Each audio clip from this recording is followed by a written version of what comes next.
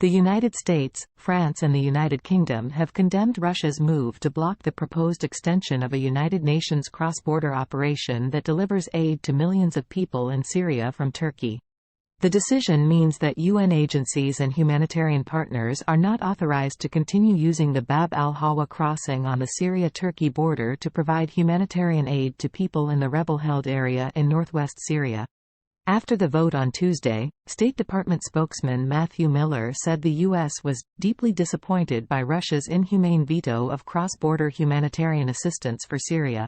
We have repeatedly said that the United Nations Security Council should authorize a 12-month extension of cross-border access into Syria in order to secure this vital lifeline for the Syrian people, Miller added.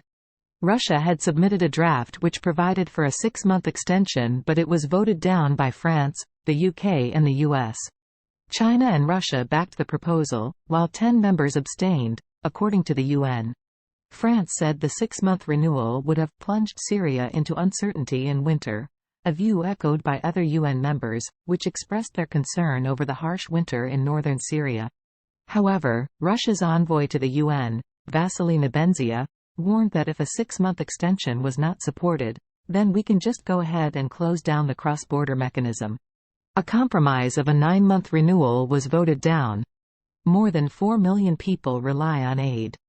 Russia and Syria have argued the humanitarian operation violates Syria's sovereignty and territorial integrity, saying food and other aid should be delivered from inside the country. The Syrian regime praised Russia's decision, saying it vetoed a Western UNSC draft resolution violating Syria's sovereignty under the pretext of delivering cross-border aid, Syrian state-run Sana News said on Tuesday. Syria's permanent representative to the UN, Ambassador Bassam Sabag, said that Western states are still politicizing the humanitarian act and going far beyond in exploiting its mechanism as a tool of pressure and political blackmail against Syria, Sana reported. According to the UN Secretary-General's reports from June 9 and 22 on humanitarian needs in Syria, cross-border aid remains an essential part of the operation of the UN and its partners, reaching 4.1 million people, 80% of whom are women and children.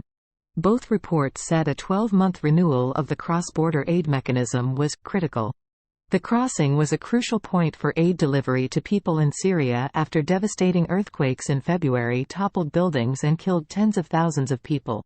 In a statement published Tuesday, 3 Syrian non-governmental organizations, NGOs, representing over 100 nonprofit groups working in Syria said failure to extend the operation was ultimately putting millions of lives at risk. Rapidly deteriorating living conditions coupled with 2 massive earthquakes this year have left over 4.4 million people depending on humanitarian assistance in Syria's northwest, the statement said.